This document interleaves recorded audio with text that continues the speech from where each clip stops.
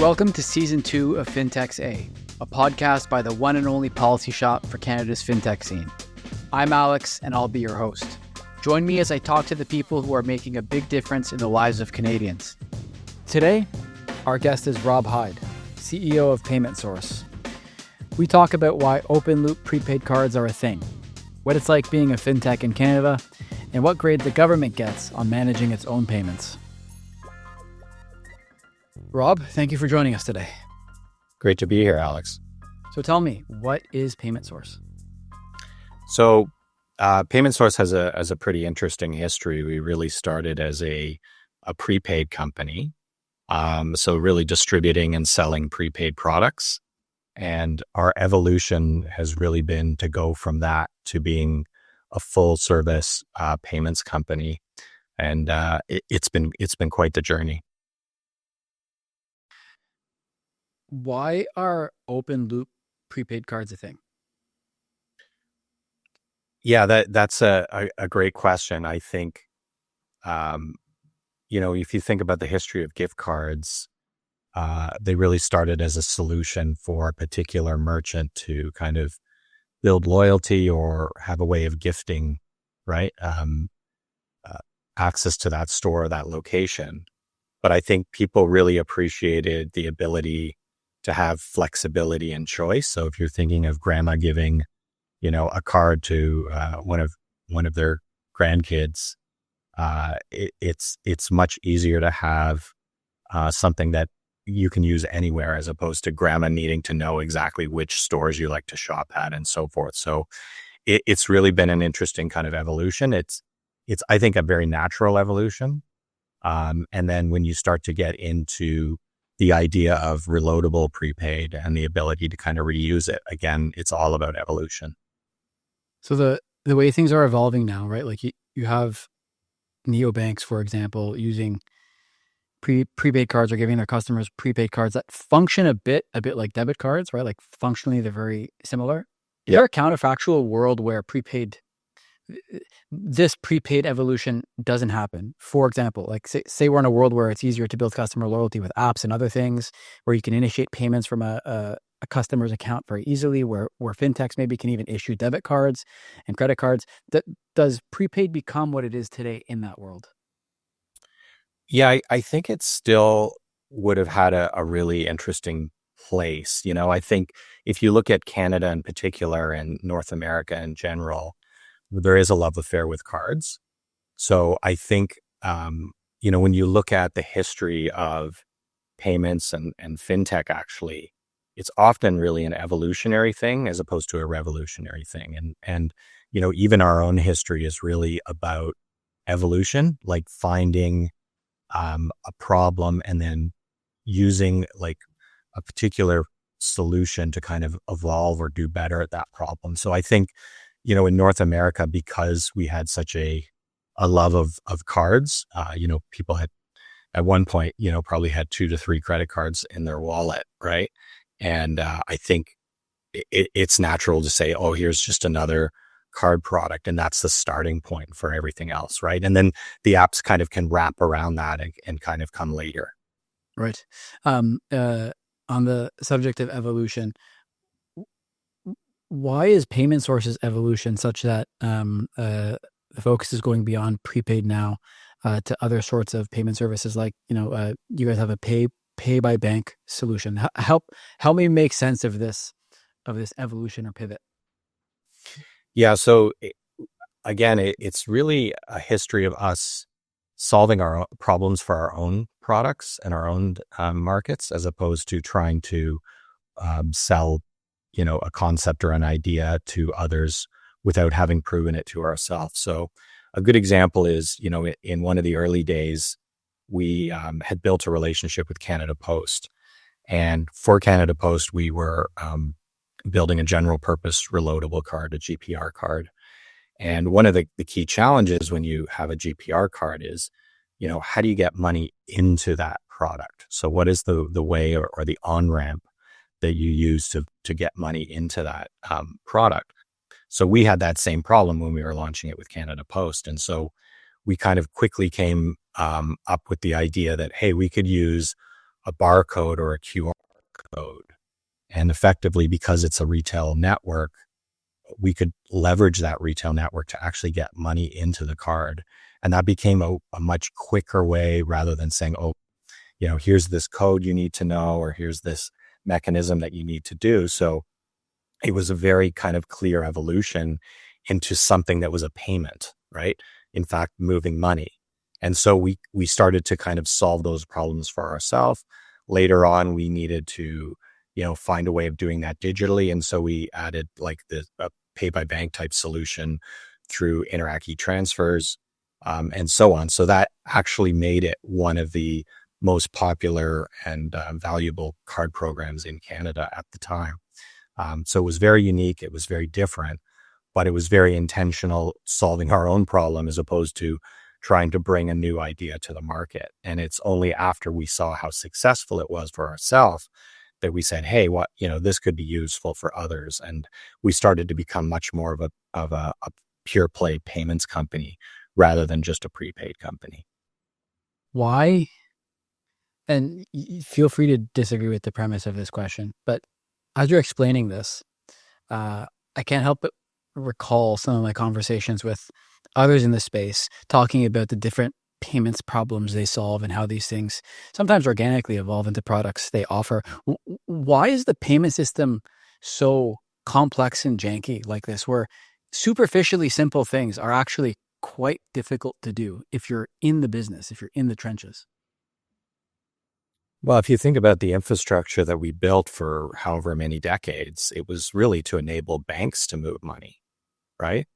And so that some of the technology that they built at the time was built, in the 70s, and in the 80s, right? Like cards, even as we know them, debit cards, so that we become very accustomed to, they're, they're not that old if you actually look at it. So there was a lot of legacy technology, a lot of things that needed to be built, and they did it for their own purposes. And they were giant, large companies that, had their own problems and challenges to solve. They weren't really set up in the beginning to solve these, fintech type problems. And I think that's where the rise of fintech really came, because there was a need to kind of fill the gaps that weren't being dealt with through the traditional, banking systems and payment systems that we had.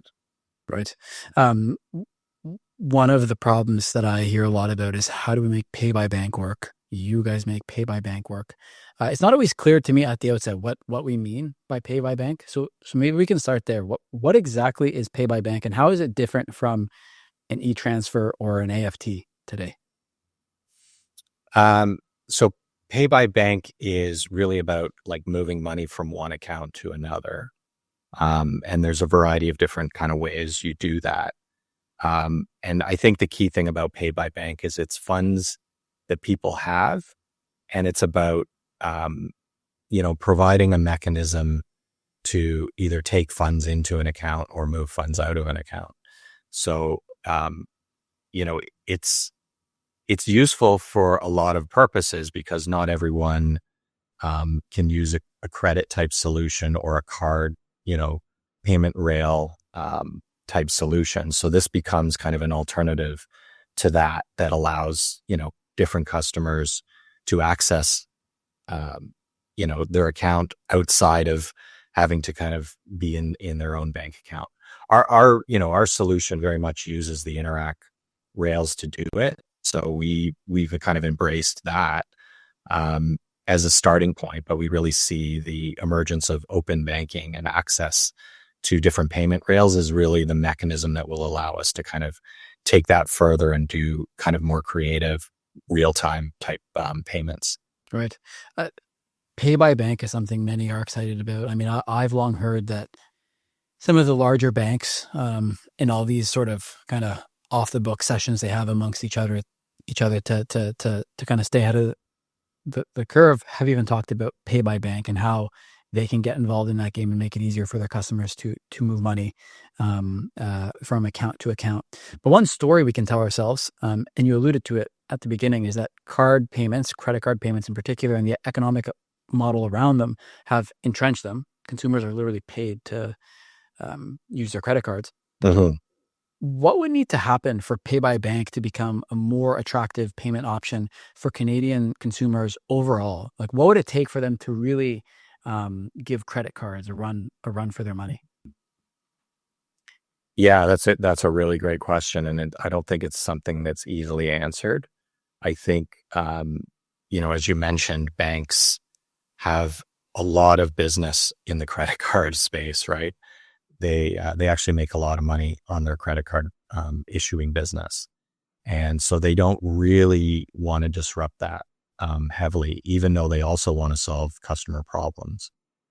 I think what we're seeing, and especially as we get into kind of uh, millennial Gen Z kind of groups, you're seeing, individuals who saw maybe their parents go into credit card debt and struggle with that. And now they're saying, not, that's not for me. I want to do something different. I want to try something different. So I think, you know, it's about building the better mousetrap, building a solution that maybe is quicker, can happen very seamlessly, gives people a sense of control.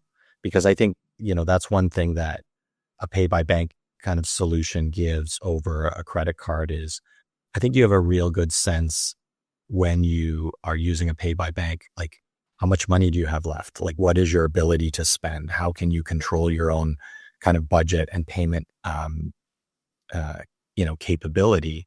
And so this becomes like a really key feature. So if we start thinking about, you know, really highlighting that feature, it's not going to solve everyone's problem. And I don't know if pay by bank will ever overtake credit card, at least not in the next, 10, 15 years. I think it will have a great place that really solves certain problems for certain types of customers. I sometimes wonder if the cross-border angle is another thing that's holding it back. Another nice thing about a credit card payment is that you can use it across borders without a lot of friction. Yeah. Same isn't true of EFTs or e-transfers. Does pay by bank, would it need to work cross-border for it to really take off? Like when you think about all the shopping we do online, we're not always transacting with a Canadian company. Is that something that's holding it back in a big way or not so much?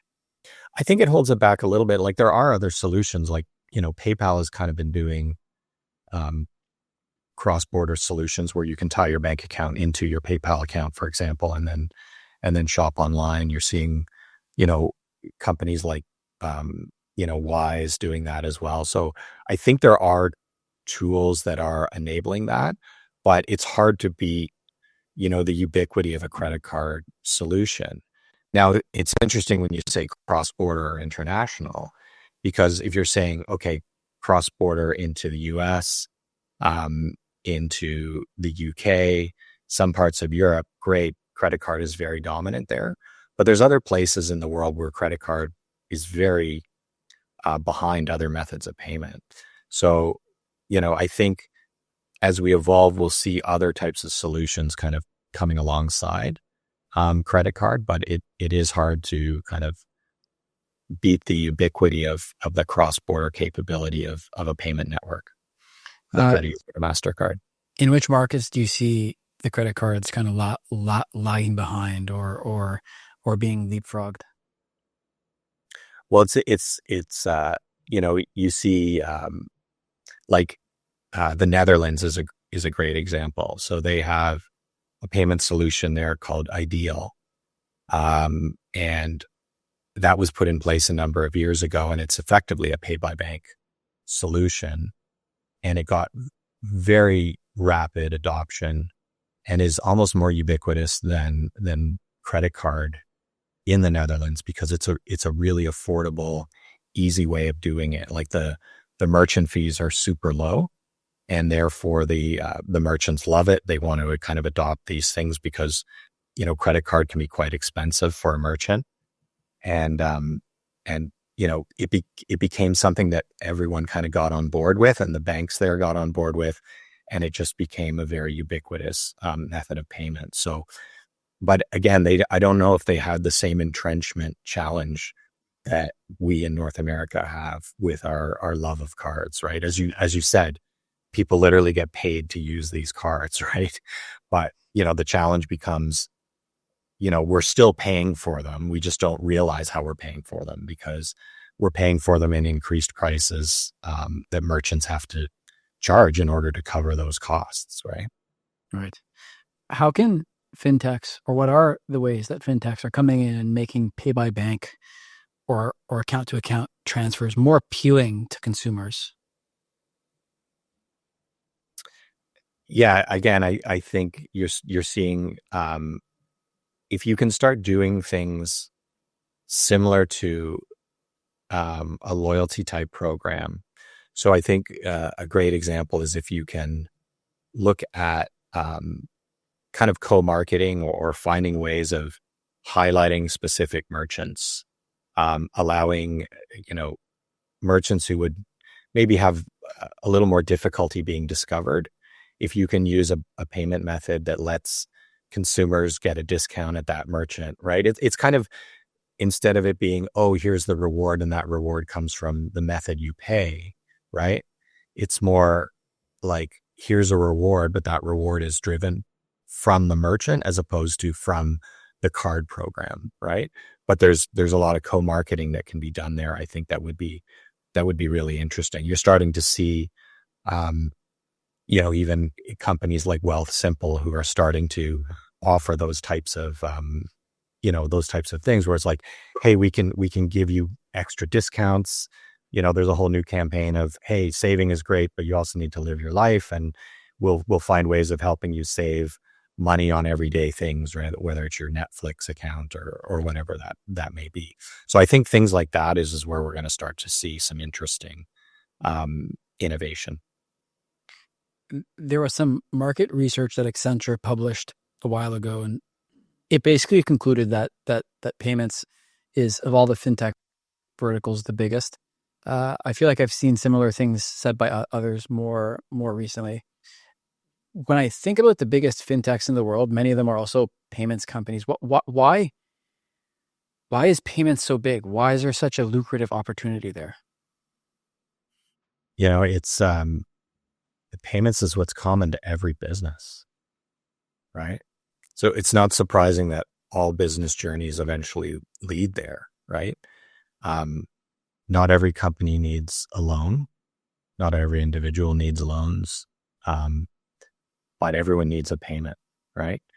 And so much about finance is about the movement of money, and payments ultimately is that infrastructure that moves money. So it's absolutely core to any ecosystem, and you need ways of getting money into an ecosystem, and you need ways of getting money out of an ecosystem, and that's the commonality, and that's why I think it's, the most successful fintechs tend to be payment-based fintechs.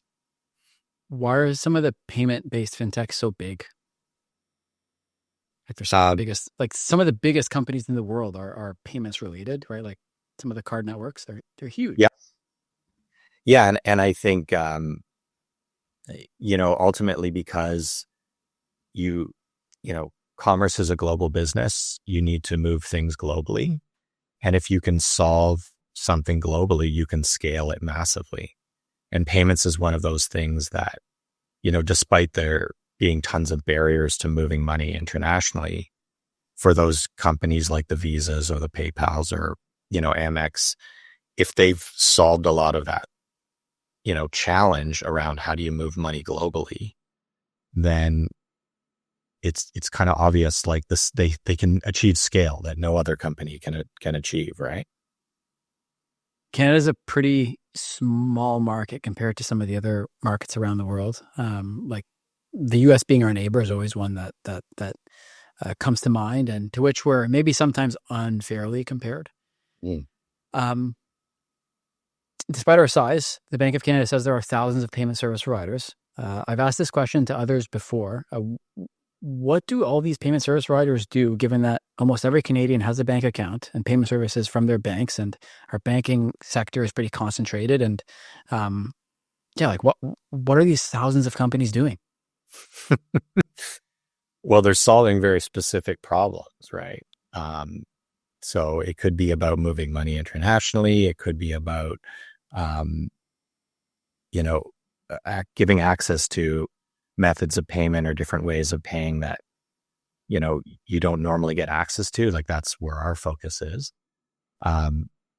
So, and there's a lot of, I guess, companies that are in that startup mode. So even though you say there's thousands, and there are thousands out there, it's going to be a really interesting couple of years, especially now that the regulations are coming, or have arrived, I should say.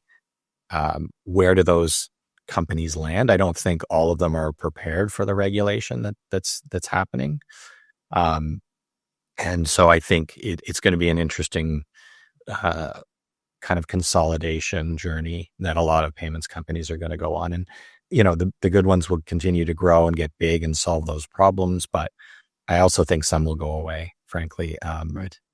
as we get into this kind of regulated environment. Contentious question, which I think will lead me to the next one I want to ask you. Should some of them go away?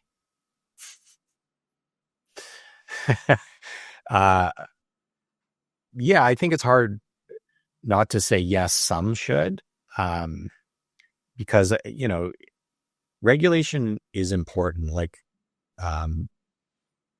it's often thought that industry fights against regulation. I think in the payments business, whether you're a member of Fintechs Canada, like we're not against regulation. In fact, we think regulation is very valuable and useful to kind of manage things. So I think there are people who are on the sidelines or on the periphery that are maybe doing things that aren't, that aren't really going to meet the regulatory needs. And I think those companies will go away, or they'll sell to companies that know how to manage that better. So yeah, I don't think it's bad that companies go away. You don't need 4,000 companies to have good competition. 1,000 would probably do. You can still have really good competition, really good, consumer-driven solutions that will solve, all those kind of last mile problems. But I don't think you need 4,000 companies in order to solve that. The regulations have arrived, as you said, and yet there are still some in the ecosystem who say it's not enough. The Canadian Bankers Association has been on the record saying the payments ecosystem is still under-regulated relative to how it ought to be regulated. Do you agree? I think we were very behind in our regulation as a country, but I actually think there's been a lot of changes recently that are really bringing us to the right level of regulation. We've got the RPAA that just went live on November 1st. And FinTrack has kind of updated their regulations to incorporate payment service providers. So I think we've really started to catch up. And it's interesting that, people are saying this, and yet we haven't even fully got through the regulatory period, right, of everyone getting compliant, everyone getting on board. So it's interesting that they're saying, oh, we still need more. Like there's a little bit of a, I don't know how you can kind of prejudge that before it's fully, come to be. Right. When you think about some of the risks that some proponents of more regulation might point to, payments fraud, for example, the RPA won't necessarily do anything about that. That said, a lot of financial sector regulation doesn't do that much about that. Money laundering as well. I mean, they talk about money laundering. When we think about the sources of risk in the financial sector, like there's this conventional wisdom that some like to sell that, these big established institutions, they're more resilient, they're less risky. But then we see headlines, in the New York Times about big banks and money laundering scandals. Is it correct to think bigger means safer and more robust, or is it more complicated than that in payments? Yeah, it's actually more complicated. And in fact, the bigger you get, the harder of a challenge it is, right? Because you have that much more complexity when you're a large organization.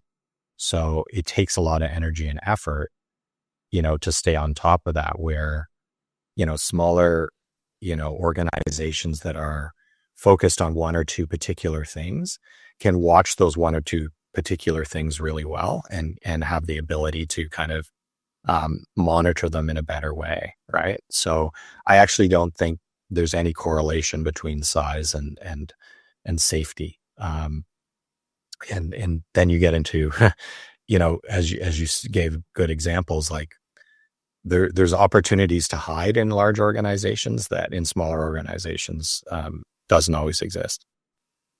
On net, when you think about the RPAA, changes to the PCML, TFA, open banking, I mean, that's going to definitely present some opportunity to Canada's fintech scene, but it's also going to come with more oversight and regulation. Do you think all this regulation in the long run is going to, on net, help or hurt fintech innovation? The right regulation will help. So I think it's really important that we get it right. We do need things to be secure. We do need people to feel confident in the, solutions where they're putting their money. Like you're talking about money, people's money, right? Like that's how that's the concept of value, right? At its most basic level. So you need to protect value that we move. And that's really important. I think what we got to be careful of is we're not using regulation as a means of pushing away competition. So it has to be regulation that's at the end of the day about encouraging competition, encouraging new entrants, encouraging innovation, as opposed to regulation that's really meant just to keep the, as a moat, right? To keep the doors closed and prevent others from getting involved and coming up with great new innovations. Suppose an aspiring entrepreneur is talking to you and they're asking you, should I start a fintech company in Canada or should I do something else? What do you tell them? That's a great question. I think, I think there's still good opportunity. I would say it depends what you're looking at and what the idea is, right? I think, the great thing about, entrepreneurship and small business is like people get to try things, right? People get to innovate and they get to validate whether there really is a product market fit or not. So I would say, if you've got a good idea there, it's still there. There's going to be some more barriers. It's much harder. Like when we started out, there was like no regulation, right? Even in the prepaid space, like open loop prepaid cards, like, they didn't exist that long ago. And, so it's not till they start to exist. And then all of a sudden, you start to see issues with them that people go, hey, maybe we need to do something about this. Maybe we need to regulate, right? So it's at that point that the barriers start to go up and it becomes a little more involved. So it would be definitely harder to start up a fintech today than it was 5 years ago even. But I don't think I would say, don't do it. I would just say, make sure you understand what you're getting into. Is regulation or solving the regulatory problem, the compliance problem, the biggest challenge to being a fintech company in Canada today, or is it something else? I think most people can get through the regulatory need if they have the right mindset towards it. I still think that, the biggest barrier to any company is proving product market fit, right? As I said, so you have to have a business, right? And if your business is a good idea, you'll find a way through the regulation. And if your business is a bad idea, there's nothing that'll save it. And lack of regulation won't, help your business at the end of the day. So you really need to have a business that, is really solving a problem. And if you can prove that it's solving a problem, then I think you'll find your way through, the regulatory hoops. Uh, I'm, more concerned with how, uh, you know, regulation can be weaponized, right? Um, by some of the large incumbents. And I think that's what we have to be very cautious of. But I think overall the Bank of Canada and the government has done a pretty decent job of acting with Canadians' best interests in mind. So I do believe that, they're not trying to shut things out. And that's why it's important for, fintechs, Canada or other organizations to really make sure that our voice is heard, because I think then we can really guide the government to the right type of regulation and the right way of handling those things. I want to ask you what your advice for the government of Canada would be. But before I get there, I still want to stay on the topic of this aspiring fintech entrepreneur. You said, finding product market fit will remain one of the biggest challenges. If you're an aspiring fintech entrepreneur, would you advise them to think about solving a big problem and become, one of the next big payment service providers? Or should they, because they're competing with, thousands of others, focus on a smaller, more niche problem and build from there? I'm more of a small niche and build from there kind of person, but that's just kind of how we've managed our business, and that's how we've built our business. There are companies that are shooting for the moon, right? Like they're doing their moonshot idea, and there's usually a lot of money behind that, right? A lot of venture capital, a lot of private equity. Kind of see these headlines of, massive raises of money. We've never needed to raise money in our whole history, right? We've bootstrapped our way into success, but, the on one side, we've been profitable pretty much day one. Whereas these other guys are shooting for the moon. They're struggling to be profitable after 5-6 years. Right. And so it's really, what is your view? I think we need a bit of both, right? I think you want people who can take moonshots and big bets, but, there's a lot of room for companies who just want to solve small little problems and continue to find other ones, right? Like we don't do one thing as a company. We do a variety of different solutions, right? We have our in-person payment solution through Canada Post. We have our Interact service. We have a bill payment service. So, we embrace credit cards, we embrace PayPal, all those types of things. For us, it was like, we find those little problems and we solve them, and then we move on to the next problem. And then collectively, we start to build synergy and leverage between the different problems that we're solving. And then we turn that into a significant business, right? That's our approach.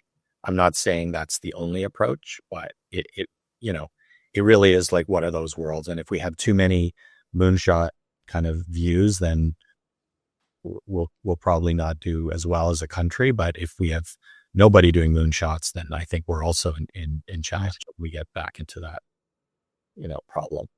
So with the regulatory burden increasing for these companies, presumably it's going to be more costly to do business. Some of that cost structure will be fixed cost.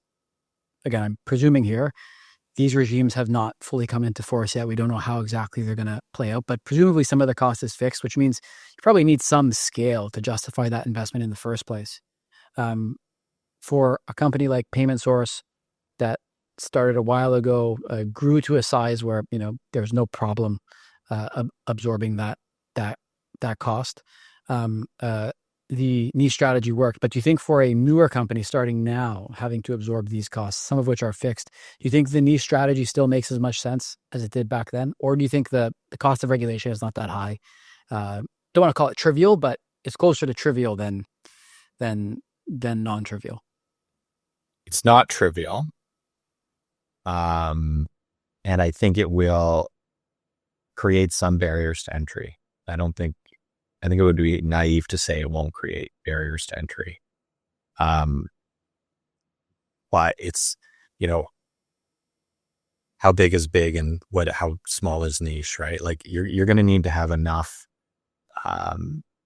kind of backing and financial capacity, right, to get through those regulatory hurdles. I think the government's been trying to kind of scale those things, right? So that you need to do more, if you're a larger company managing operational risk, there's more to it, right? If you're a startup and you've got 5 people, managing operational risk, it probably boils down to a few basic things. So I think it will create barriers. But I think there will be plenty of companies that will still find enough opportunity to take on those regulations, right? Like even we're not, we've gone kind of up and down in size because we actually just recently sold kind of our old prepaid business.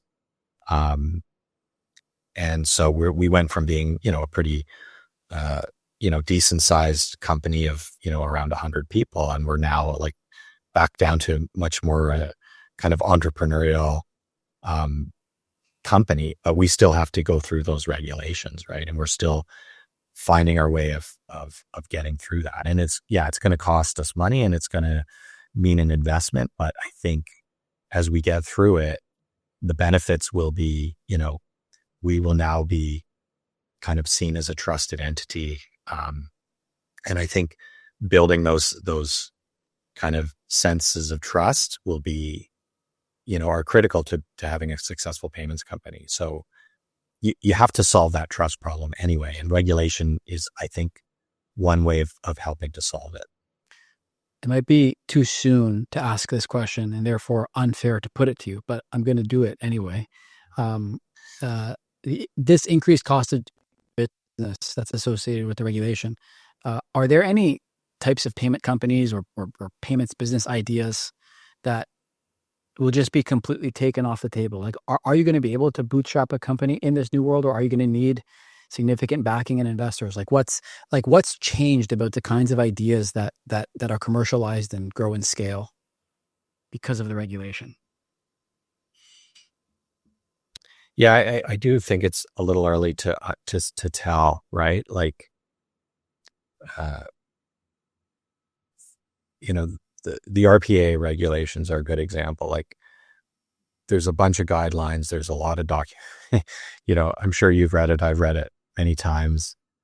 Getting through the hundreds of pages of kind of what does this mean in the guidelines and so on is it's energy and effort, but it's sweat equity, right? It takes time. It takes thought. In many cases, they've tried to scale it, as I've said. So I'm not really sure whether it's gonna stop things. I think it may, you may start to see companies that are a little surprised in that they didn't think they were in the payments business, right? And they'll realize, oh, wow, we're in this business. And their answer to that may be partner, right? So I think, there's different roles that you can play in an ecosystem. You can come up with unique ideas and then partner with payment companies who are regulated to kind of help you manage the money side of it, right? A good example is if you look at software companies, whether it's like Shopify or Xero or Intuit, like some of them will want to become, payment service providers, but others won't. They still want to do their business and they still want to offer different things. So those ones will probably look for partnering, right?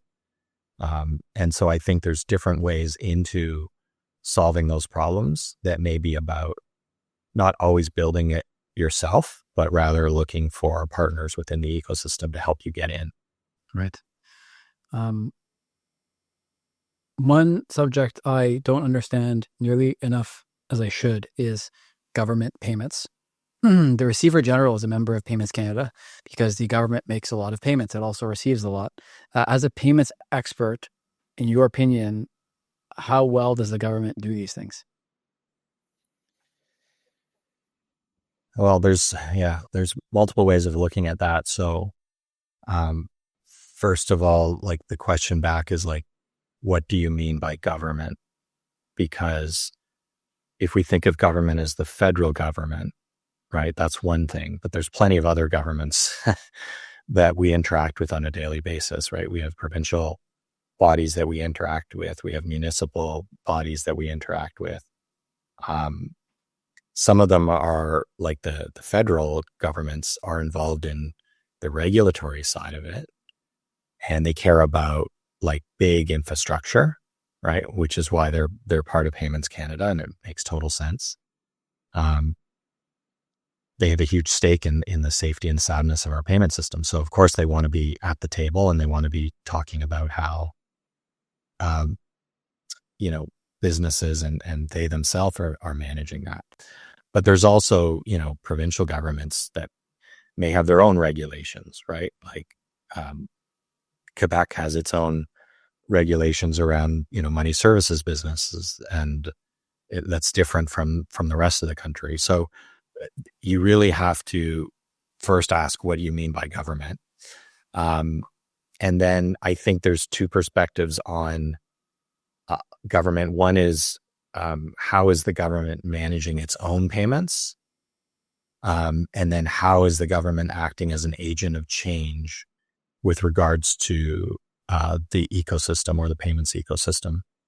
Well, let's start with the first. How is the government managing its payments? And I realize there are different levels and there are municipal governments. Feel free to differentiate between them all if you see differences, or if you feel like they're all the same, you can lump them all together. Yeah, so it's a really and we work with a lot of government organizations because we're doing tax payments and bill payment solutions.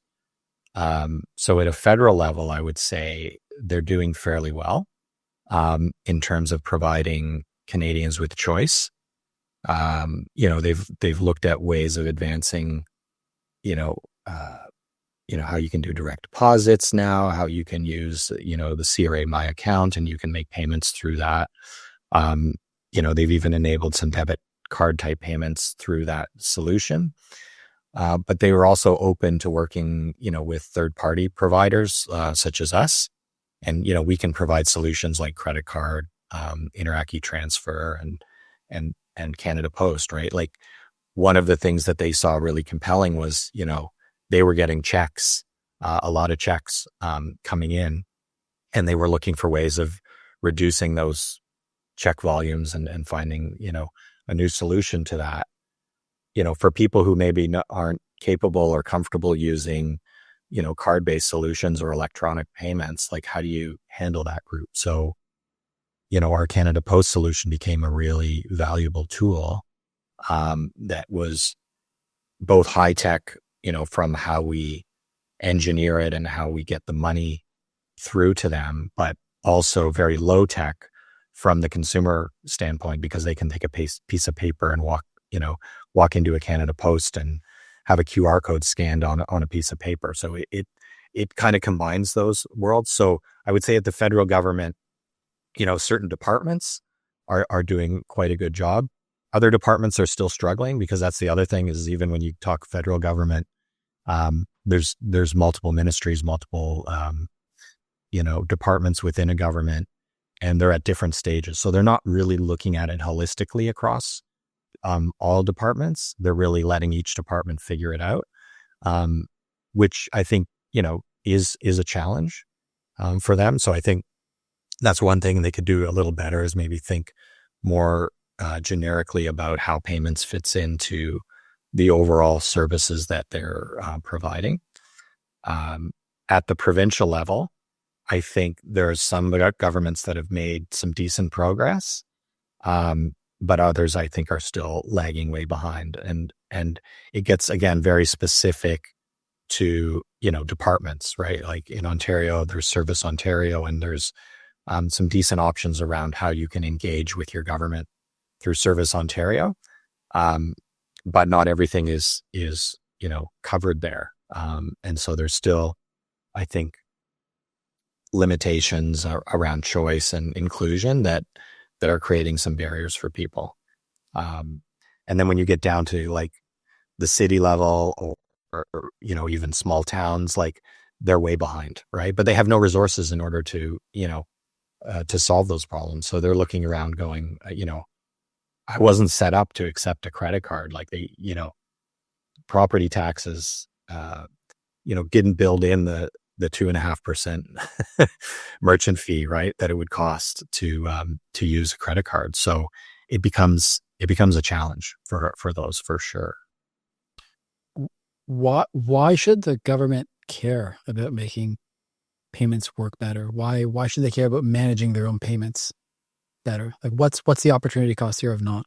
What benefits are they not taking? Yeah, and I think actually one of the biggest barriers to governments adopting more payment kind of innovation is that there's a feeling, well, people have to pay, so it's not my problem, right? They don't place a high regard for choice. But I think the downside to that is that it has an effect of making the government appear out of touch or inaccessible. And I think we all want governments that are connected to our everyday lives and are accessible to us as citizens. And so I think there's a direct line between inclusion and accessibility and what governments are offering. So if they're kind of taking the view of, well, they have to pay and they'll just have to figure it out, it doesn't mean that, yeah, people will figure it out, but they'll go through a lot of pain figuring it out. And that's not necessarily a good thing. You mentioned that you guys have successfully partnered with the government to help them manage some payments better. Is it easy to work with the government to do that? No. Again, finding the right decision makers is the hard part. Like you get people inside the organizations who truly want to make change and are willing to kind of stick their neck out, so to speak, to make that change happen. But general default of government is status quo, right? Like they're, to a certain extent, they want to, government employees unfortunately don't get rewarded for taking risk, right? Risk is bad. It's always bad. So it's about finding those right individuals who are willing to champion stuff and willing to do something a little innovative. And they do exist, and those things do progress. It's just a lot of work to make that happen.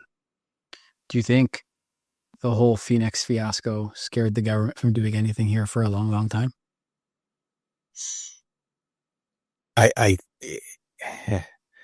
There's probably echoes of that will reverberate for a while. Like if you go even further back, this isn't federal government, but in Toronto, there was the MFP. I think I'm getting that acronym right, but there was this whole scandal around procurement that basically like locked down procurement in municipal governments for decades. And so I think, ArriveCan is another example, right? Where there's always this fear that I'm going to make the wrong choice as a bureaucrat or someone who is, invested, and they truly want to do the right thing for Canadians. But they're afraid, I don't want another one of these things happening. Right. So I think that does definitely create a drag on change. But again, it's just finding the individuals who are willing to partner and work with you. And, you have to prove yourself. Like, I don't think it's about like, you shouldn't let anyone in the door. Right. And you shouldn't let,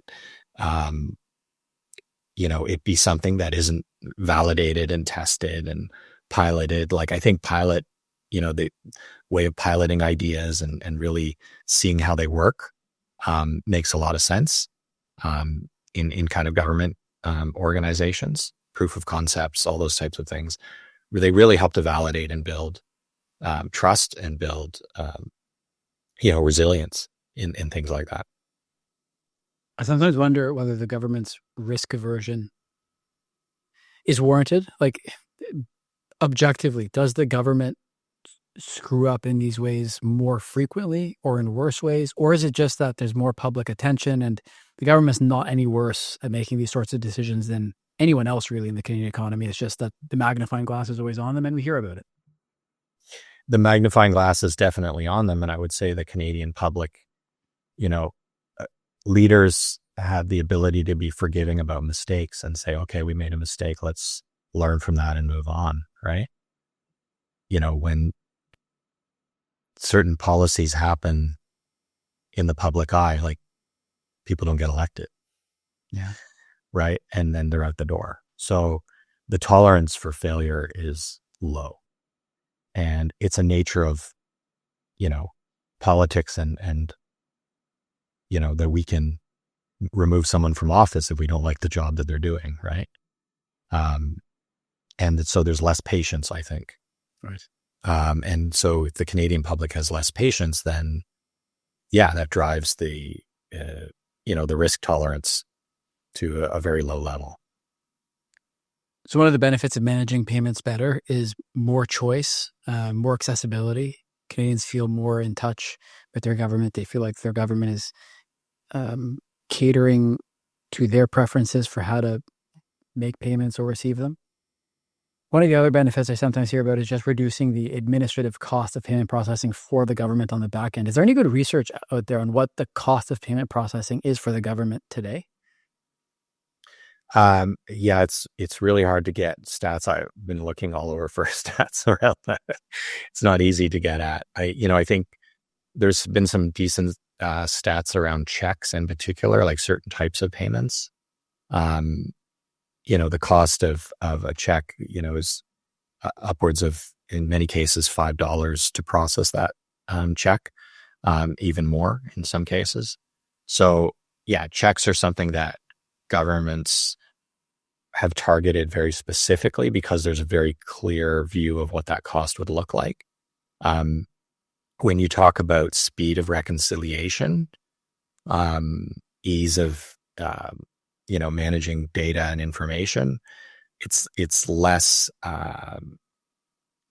easy to get numbers on that, and I think that's been something that again is probably a barrier. So intuitively, people are like, yeah, that makes sense that it would be easier and would save us money.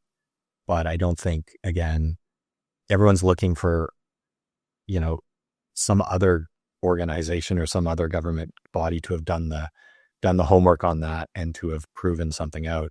Right. So they're always looking around at each other going, have you proven it over here? Where's the proof? Where's the proof? Right.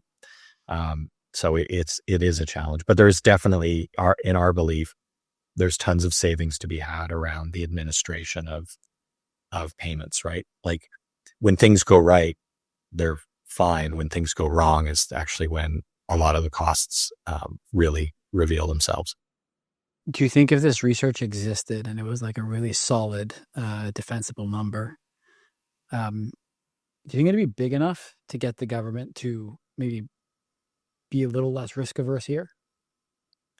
Yeah, I think, anything that can prove, a value proposition is a good thing for moving the government forward. I'm not holding my breath that, there's always like, how much data is enough? So, one study won't necessarily move the needle. It'll take continuous demonstration, both in the private sector and in the public sector to kind of move that needle, I think. Last question. What can the government of Canada do in the next, say, 6 months or say, we have our 2025 election. Polls suggest it'll probably be a new government. Say they came to you, Rob, and they asked you, what can I do to make it easier to run a fintech business in Canada and give Canadians better access to financial services? What would you say? Yeah, I would point them to, you know, access to the real-time rails. We've been talking about that for however many years.